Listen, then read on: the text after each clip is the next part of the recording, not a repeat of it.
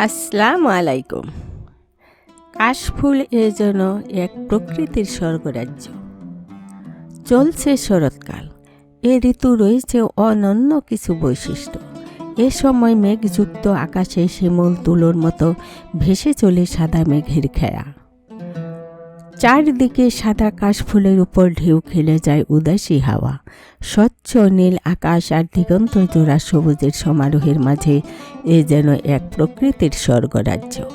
এ সময়ে বাংলার নীল আকাশের মেঘ আর কাশফুলের কাব্যে রচিত হয় বাংলার ভূপ্রকৃতি। প্রকৃতির এই বাংলার সবুজ শ্যামল শরতের আগমন মুগ্ধ করে আমাদের। এজন্য শরৎকে বলা হয় ঋতুর রানী।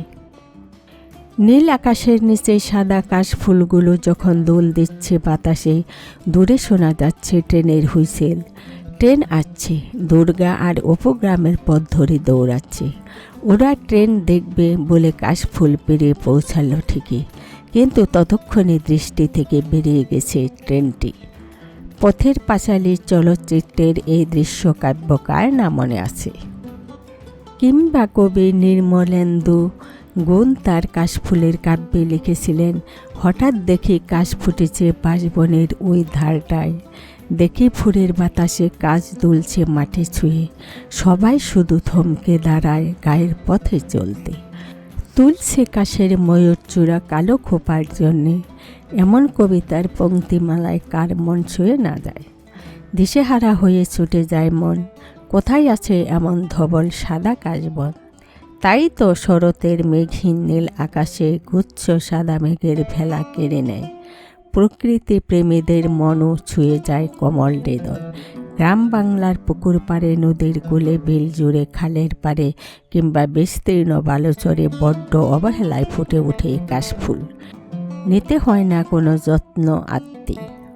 তারপরও দূর থেকে কাশবনে তাকালে মনে হয় শরতের সাদা মেঘ যেন নেমে এসেছে এ ধরুনির বুকে।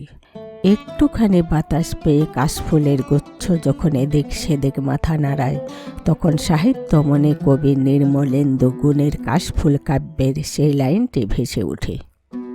ইচ্ছে করে ডেকে বলি, ওগো কাশের মেয়ে, আজকে আমার চোখ জোড়ালো তোমার দেখা পেয়ে। তোমার হাতে বন্দি আমার ভালোবাসার কাশ, তাই তো আমি এই শরতে তোমার কৃত দাস।